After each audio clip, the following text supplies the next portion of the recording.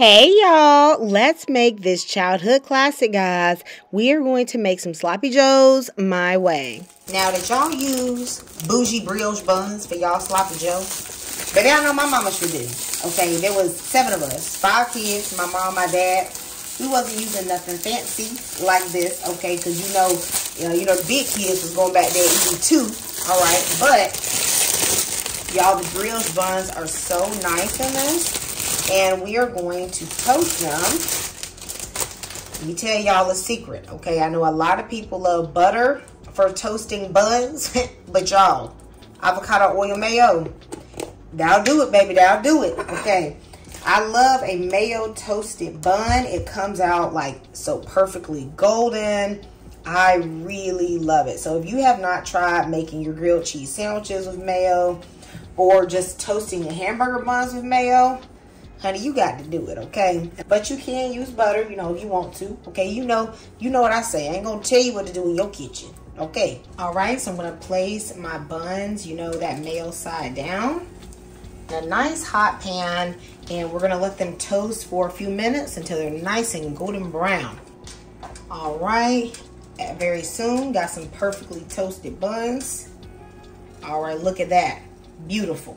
Tell me in the comments how often your family ate things like sloppy joes and what was your family's go-to meals growing up.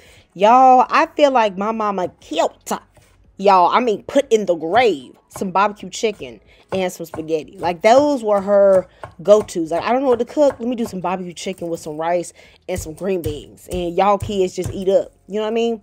So how often were you eating sloppy joes and what was y'all thing? Like for me, I personally don't love the Manwhich. I feel like it's just canned ketchup pretty much. And I don't know why people are paying so much. So I like the homemade version because I just do my sauce a different way. Now I'm going to go in with a little bit of olive oil. And we're going to saute that onion and pepper.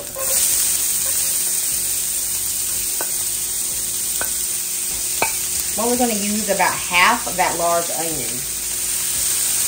But I do like to go ahead and cut up all of the onion, even if I don't use it all, because I'm going to just let it be a prep for later on in the week. I'm going to hit this with a pinch of salt.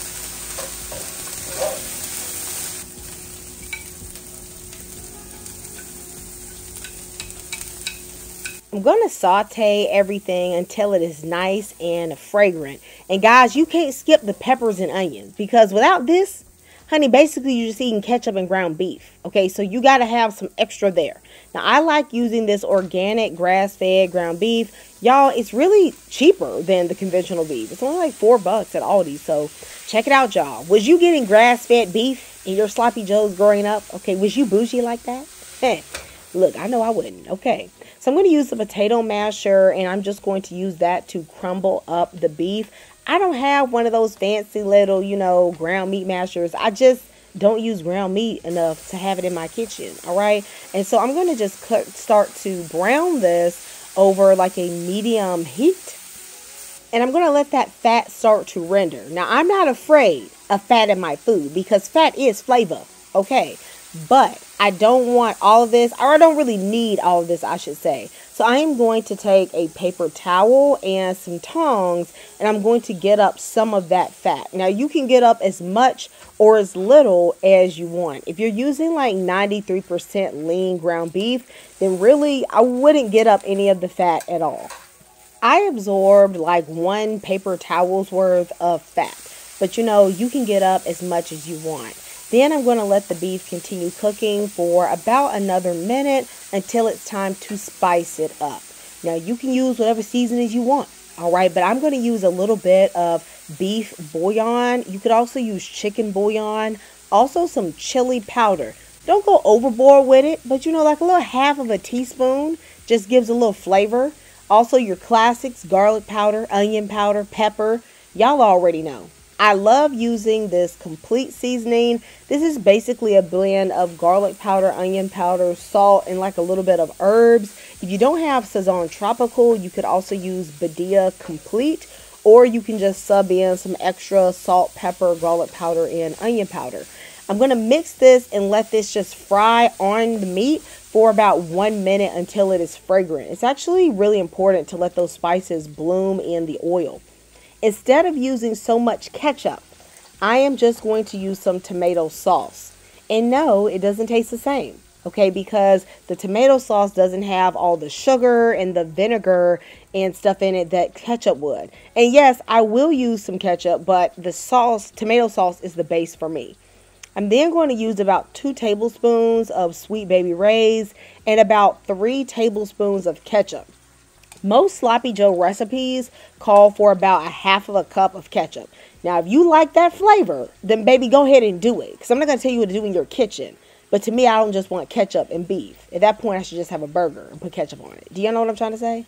You're right.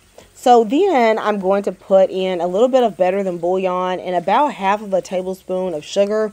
Sloppy Joes are really a little bit on the sweet side. So if you want more sugar, you can add a tablespoon or even 2 tablespoons, especially considering that we're using the tomato sauce. Now, I also feel like Sloppy Joes just be kind of like throw in every condiment you got, right? So I'm going to put in a little bit of mustard as well as, you know, that W sauce and a little bit of water. So this is about 1/2 cup to 3/4 cup of water. This is just so as I let this simmer on a medium for about 10 minutes or so. It just makes sure that the pan doesn't dry up and that all the juices don't start to caramelize.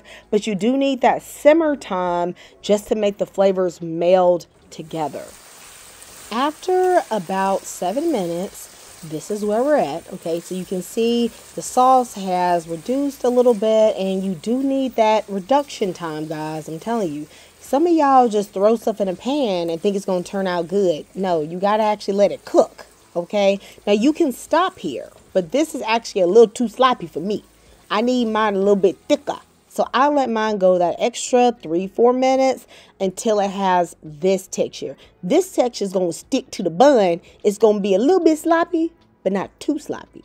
Okay, you need to have a little bit of home training. Okay, Joe need a little bit of home training. Okay, he can't be all over the place. You get what I'm trying to say?